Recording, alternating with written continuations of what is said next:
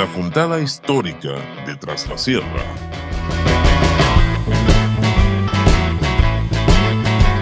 Diego Zavalla.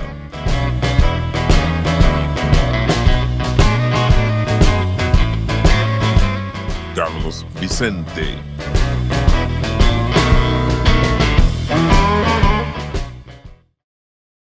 Bueno, bienvenidos, nos encontramos nuevamente para otro video. Soy el profe Carlos Vicente y estoy de nuevo con el profe Diego Zavalla. ¿Cómo estás, Diego?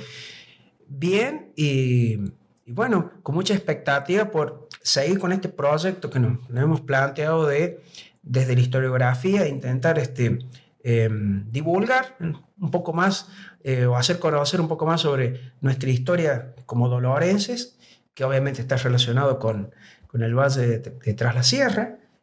Así que bueno, con toda la expectativa. Es por eso que no lo contamos antes, pero denominamos este espacio la Juntada Histórica de Tras la Sierra, más allá de que nos focalizamos en Villa Dolores, que es nuestra ciudad, pero siempre hay relación y referencia necesaria al valle, ¿sí? Así que en esta ocasión nos vamos a focalizar. Anteriormente habíamos hablado del periodo entre 1853, que es la fundación de Villa Dolores, y hasta 1862. Explicamos en videos anteriores que pueden ver por qué habíamos elegido eso. Y hoy volvemos con ese periodo histórico, pero en este caso vamos a analizar qué pasó en cuanto a las luchas en el campo de batalla. ¿No es Exactamente. Porque... O sea, mucho de lo que va a suceder aquí en el Valle de Tras la Sierra, y particularmente Villa Dolores, que es el tema central de este video, tiene que ver con el contexto nacional y provincial que se daba en este periodo, entre 1852 y 1862, que incluye la organización nacional, la sanción de la Constitución, ¿no es cierto?, que es la que tenemos actualmente vigente, la fundación de nuestra ciudad y la tensión que se va a generar, que va a derivar ya desde el punto de vista local en los enfrentamientos que, bueno, se van a dar lugar particularmente acá en nuestra localidad, que es lo que vas a comentar vos, que es el célebre combate de Villa Dolores. Pero para llegar a eso hay que entender, bueno, algo que hablamos también en los videos anteriores. En estos 10 años de organización nacional, hay que tener en cuenta que, bueno, o sea, luego de la batalla de Caseros, existen dos Argentinas, eso lo habíamos dicho en videos anteriores. Por un lado, el litoral, las 3 provincias del litoral, más las 9 provincias del interior, con un federalismo que se está tratando de adaptar a los nuevos tiempos que están corriendo, que están más cercanos al liberalismo. Esto es dejar de lado ciertas autonomías provinciales para tratar de buscar un proyecto en común que brindara un progreso, una organización, una creación de un Estado, la sanción de la Constitución, un marco jurídico más seguro, o seguridad jurídica en todo caso sería el término apropiado. Y por otro lado está la provincia de Buenos Aires, que no se quiere integrar, ¿no es cierto?, por cuestiones de poder, por cuestiones económicas, por el tema de la aduana, del puerto. Bueno, esa tensión que va a perdurar a lo largo de todos estos 10 años no va a frenar el avance del liberalismo a nivel nacional y provincial. Eso lo habíamos dicho en los 2 videos anteriores que habíamos grabado. Hubo una serie de gobernadores aquí en nuestra provincia, como, bueno, Alejo del Carmen Guzmán, Ferreira, Fragueiro, que, bueno, en algunos casos tenían ideas federales, pero se tuvieron que adaptar a esta nueva corriente de organización nacional, y eso llevó a una tensión en todo este periodo que obviamente hay que entenderlo que se va a terminar resolviendo a través de las armas. Eso se va a dar a través de, bueno, 2 batallas muy conocidas, como la segunda batalla de Cepeda, ¿no es cierto?, en 1859, que va a derivar en la firma del Pacto de San José de Flores, que no se va a cumplir, que básicamente el pacto hablaba de que, bueno, el vencedor de Cepeda, que es Urquiza, vence a Bartolomé Mitre. Bartolomé Mitre es representante de Buenos Aires, Urquiza es representante de la Confederación, le dice, bueno, tiene que adaptarse la provincia de Buenos Aires a la Confederación. Ese pacto no se va a cumplir y eso va a llevar a que ya más adelante, en 1861, se da la batalla de Pavón, en donde sorpresivamente para algunos, Urquiza, que tiene todo para ganar, bueno, se retira del campo de batalla en presencia de Bartolomé Mitre, y lo que aparentemente sería una derrota y una vuelta a la desunión nacional va a derivar en algo que, bueno, es lo que tenemos ahora, es la unidad definitiva. O sea, la provincia de Buenos Aires va a decidir unirse a la Confederación Nacional. Se crea el Estado argentino a partir del 12 de octubre de 1862, cuando asume la primera magistratura Bartolomé Mitre. Y la provincia de Córdoba, bueno, que ya tenía su propia constitución provincial sancionada en 1855, que estaba organizando el tema de la tenencia de la tierra, que hablamos en videos anteriores, bueno, va a cumplir un rol importante el proceso de desfederalización no solamente de la provincia de Córdoba, sino de gran parte del interior. O sea, el federalismo que no se pueda o no quiera adaptarse a estas nuevas corrientes de ideas liberales, donde se organiza el Estado para lograr, desde su punto de vista, el progreso, bueno, no se va a negociar demasiado. Y muchas veces esto va a terminar en la violencia, en los combates, ¿no es cierto? Y aquí en la región, bueno, va a haber focos federales que se van a oponer. Es así justamente.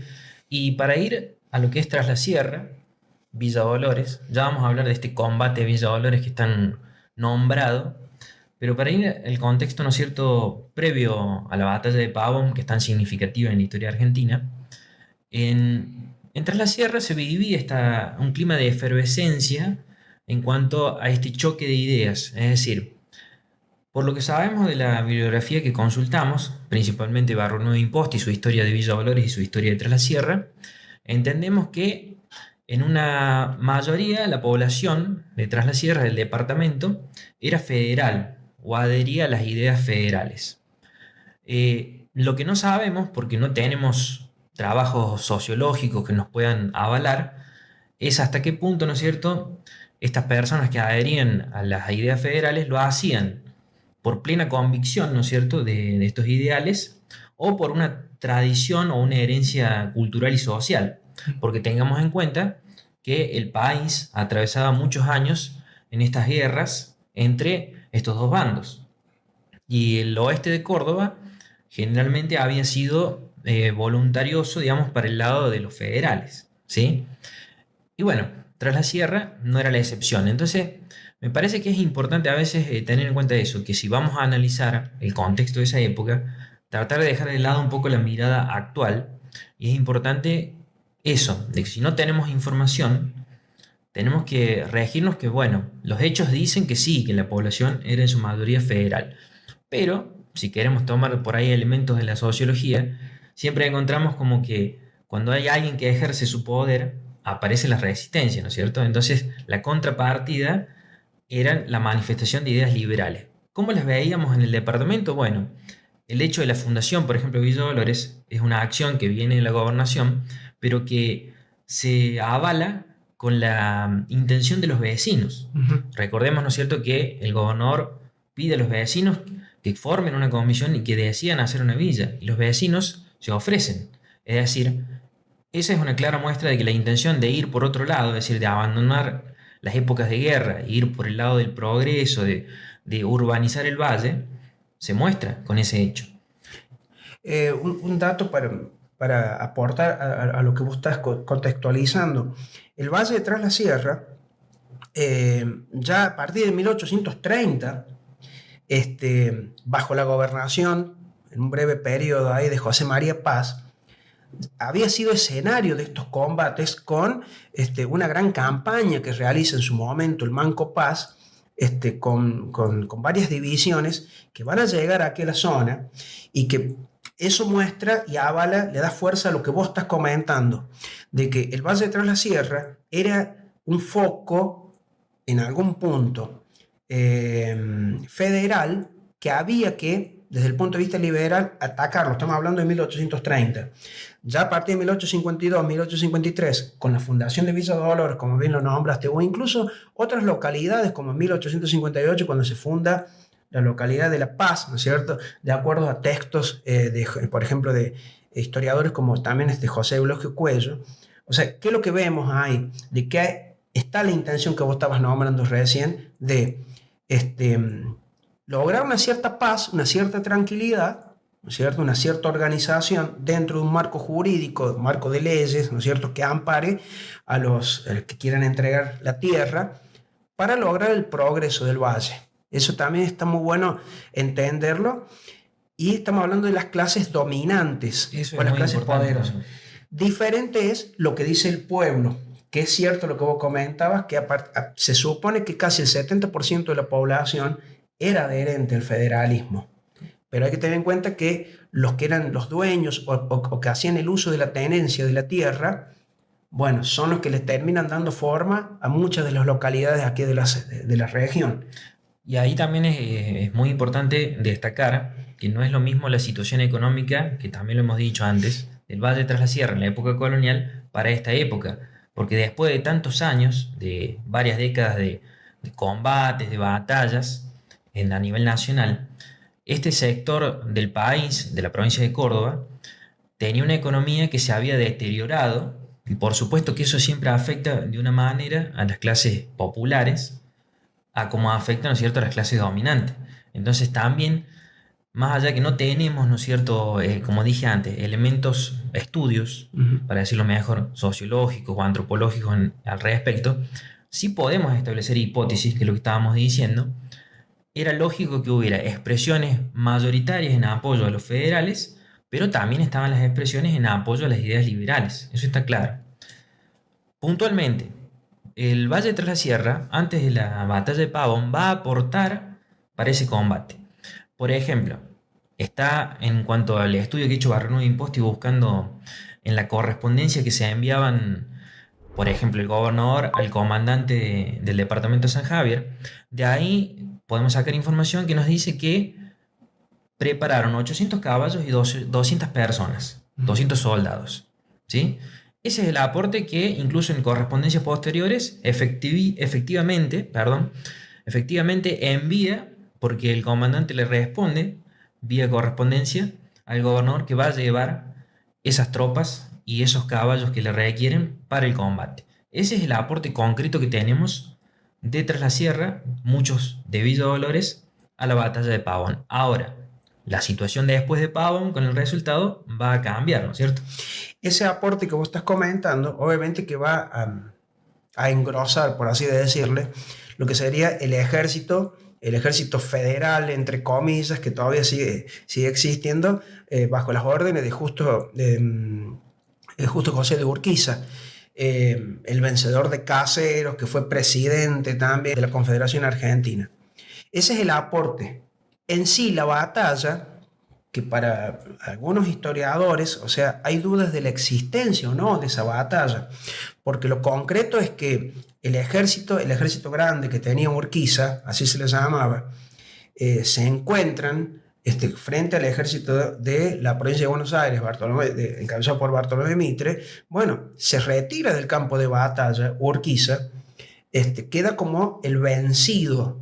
El vencedor, que vendría a ser Bartolomé Mitre, no solamente gana esa hipotética batalla, que vuelvo a repetir, no está corroborado fehacientemente que haya habido un combate, sí hubo una retirada de Urquiza del campo de batalla, pero esa retirada del campo de batalla significa como que el federalismo, en este caso el litoral, y parte del federalismo del resto de las provincias, es como que aceptan ponerle fin a más de 50 años de enfrentamientos, porque recuerden que desde 1810 nosotros tuvimos las guerras de independencia y después las guerras las guerras civiles, es como que la población en general, y no solamente la de Valle de Tras la Sierra, está cansada de ese aporte permanente. ¿Cuándo va a llegar la unidad? ¿Cuándo va a llegar el progreso?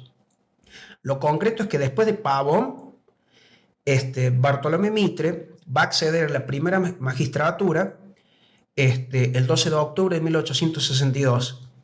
Ahí sí se implementan estas medidas de corte liberal, la organización del país, se van a crear obviamente los códigos civiles, los códigos comerciales, ¿no es cierto?, que son la base jurídica que necesita cualquier Estado para ser atractivo para quien quiera invertir, pero también que le dé seguridad al ciudadano. Y los focos federales que van quedando, que son ya muy rebeldes, no tienen un orden concreto, o sea, no se sabe exactamente cuál es el gran objetivo. Si quieren voltear el gobierno nacional o no. Lo cierto es que siguen pululando, dando vueltas por las diferentes regiones. Y ahí entran los focos federales que van a operar aquí en la zona, ¿no es cierto?, luego de la batalla de Pavón y la llegada a la presidencia de Bartolomé Mitre. Y eso da pie a los enfrentamientos aquí en la zona. Entonces ahí vamos a lo que es el departamento San Javier y los demás departamentos del oeste de Córdoba, que van a ser el blanco de ataque principalmente del Chacho Peñalosa, el caudillo riojano, que va a intentar varias veces atacar la provincia de Córdoba, aunque no queda claro por qué lo hace.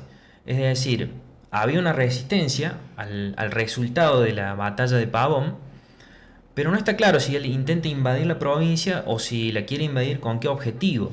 Claro, hay una ausencia de proyecto, o sea, invadir, voltear, vamos a suponer, la gobernación de Córdoba, pero ¿para qué? A nivel nacional. Eso es lo que es. Claro, a nivel nacional, es decir, si trasladamos lo local a nivel nacional, no queda claro, no se entiende bien por qué. Lo que sabemos, por ejemplo, si tomamos a Barrio Imposti, hay correspondencia que es interceptada entre los federales acá en la zona, en el departamento de San Javier, y de ahí se desprende información que nos dice que había una organización para invadir la provincia. Ahora, en esas mismas correspondencias que son interferidas, también después se encuentra información diciendo que no estaban del todo organizados y no contaban con la capacidad que, por ejemplo, tenía el ejército de Mitre, ¿sí?, sobre todo en armamento.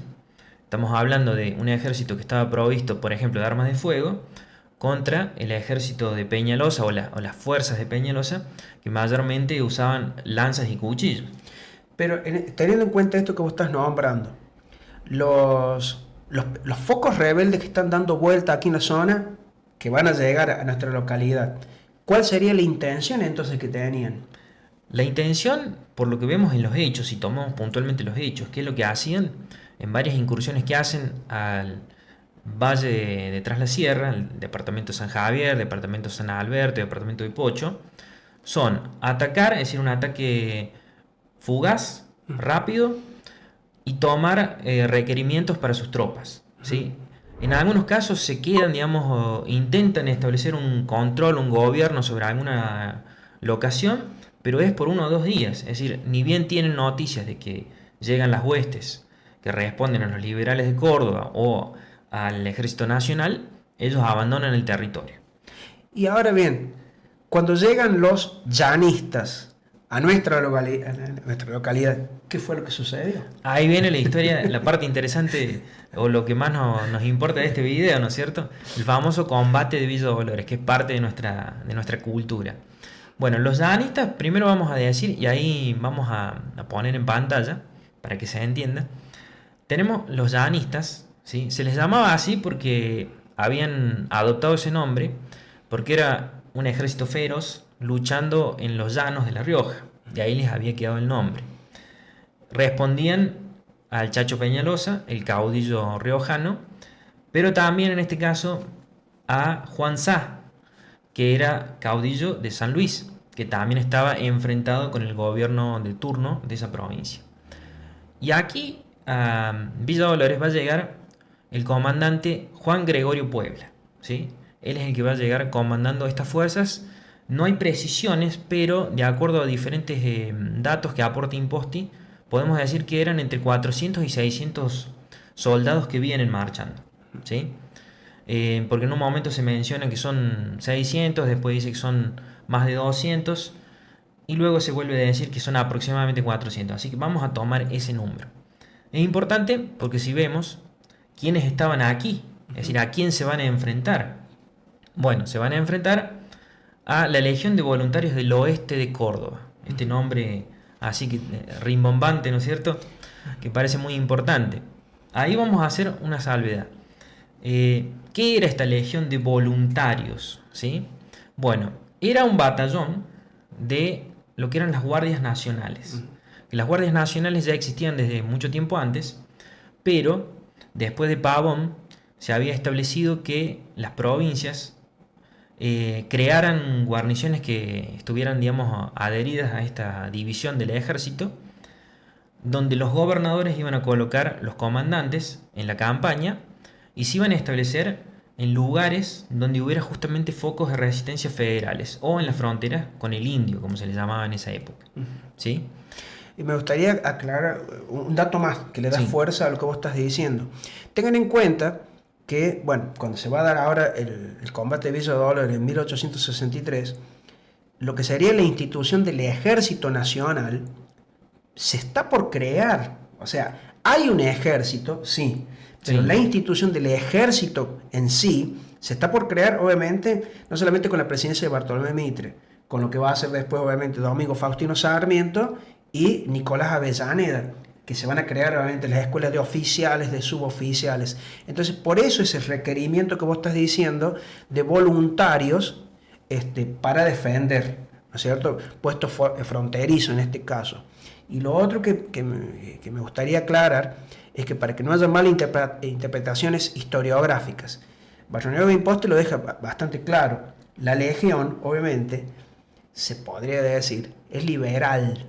Se opone al llanista, que es más de corte federal. Y esta aclaración siempre está bueno hacerlo porque a la hora de interpretar los textos historiográficos, siempre hay que tratar de no verlo, como decís vos, desde la visión de la actualidad, sino tratar de ubicarse en el contexto en cuando sucedieron los hechos.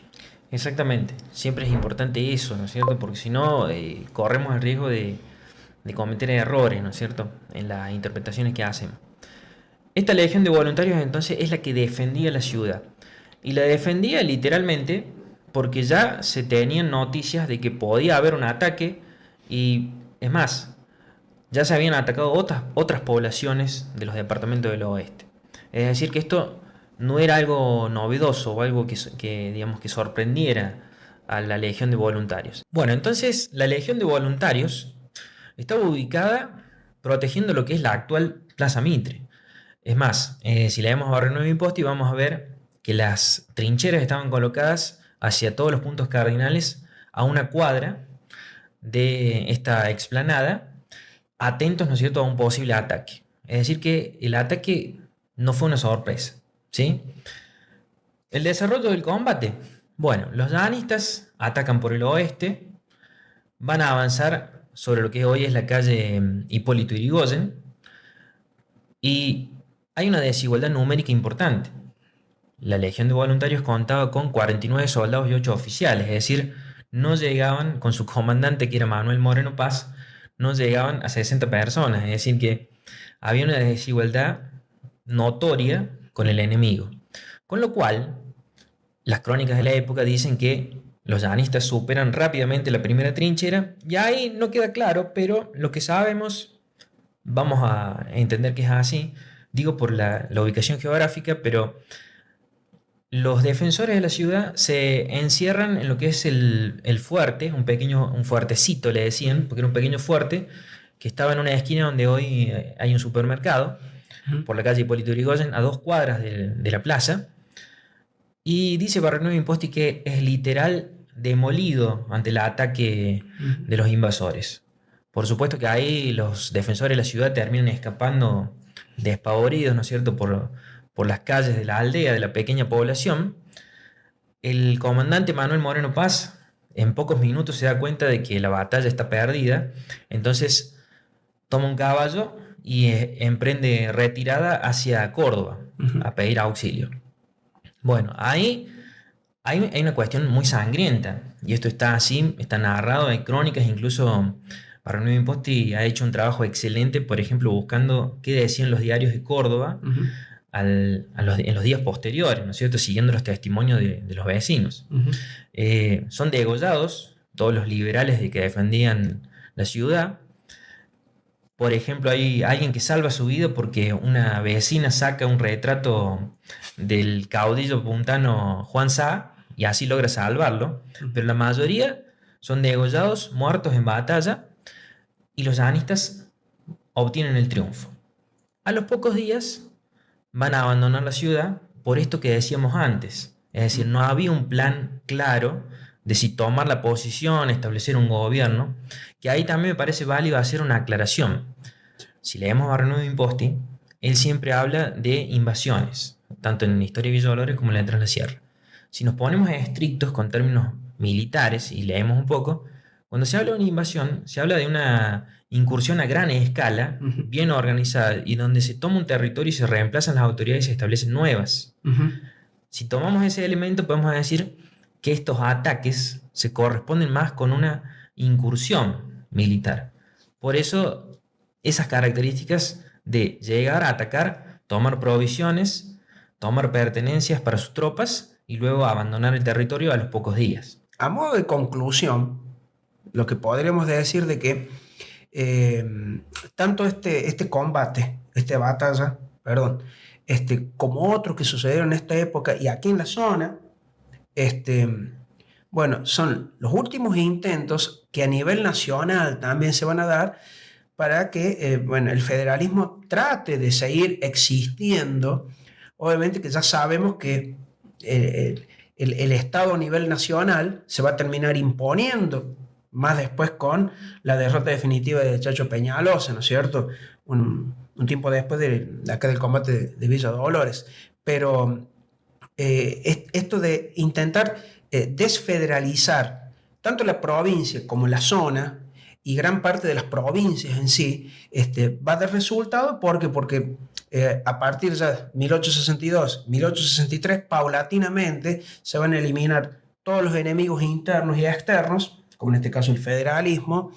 Se va a imponer, para bien o para mal, un cierto orden, con cierta seguridad jurídica, como habíamos dicho, y principalmente con un modelo económico, que eso también más adelante, y también en otros videos, Sí.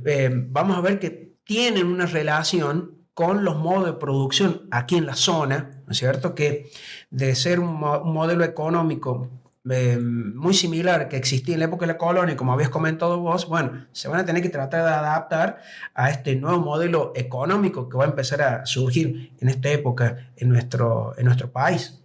A modo de conclusión, me gustaría contar una anécdota del combate de Villa Dolores que me parece que refleja cómo era la situación en esta época, la situación de la gente. Durante el combate de Villa Dolores hay un teniente de apellido Chacón que va a caer muerto, o se lo va a dar por muerto, cae exánime, dice Barnum Imposti.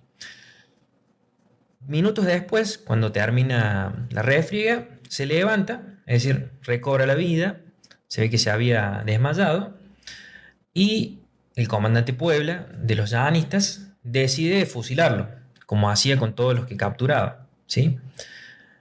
El teniente le pide una última gracia, Puebla se la concede, y este teniente dice que quiere él dar la orden de fuego a su pelotón de fusilamiento.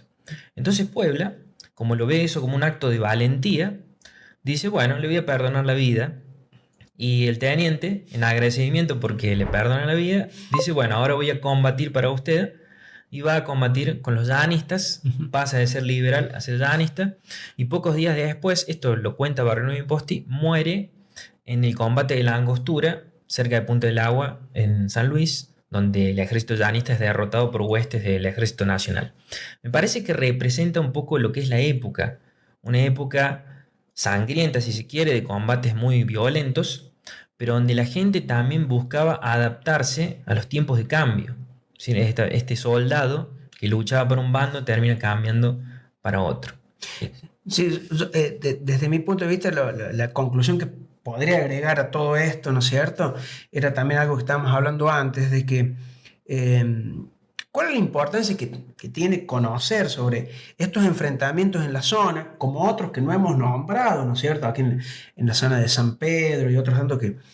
pero lo importante de conocer sobre estos enfrentamientos, y aquí particularmente en nuestra ciudad, es que es parte de nuestra historia, es parte de nuestra idiosincrasia y es parte de nuestra identidad colectiva, ¿no es cierto? Porque hay que tener en cuenta de que estas legiones que se le oponen, que le hacen resistencia a este federalismo que está, bueno, diezmado, que va a terminar siendo derrotado, bueno, de ahí va a surgir el germen, por así decirle, de el progreso que va a tener nuestra ciudad. Obviamente, ubiquémonos también a mediados, fines del siglo XIX, pero nuestra ciudad se va a expandir, va a empezar a crecer luego de estos enfrentamientos. Y creo que son importantes porque, vuelvo a repetir, es parte de nuestra identidad colectiva como dolorense, y si queremos verlo también así como transerranos, ¿no es cierto? Es parte de nuestra idiosincrasia. Y por eso es importante recalcarlo en este video. Siempre importante recuperar nuestra identidad como pueblo. Exactamente. Bueno, este ha sido el video de hoy. Los invitamos a que se suscriban y que le den me gusta, lo compartan, nos ayuden a divulgar la historia de Villa Dolores y la historia de Tras la Sierra, y los esperamos en la próxima.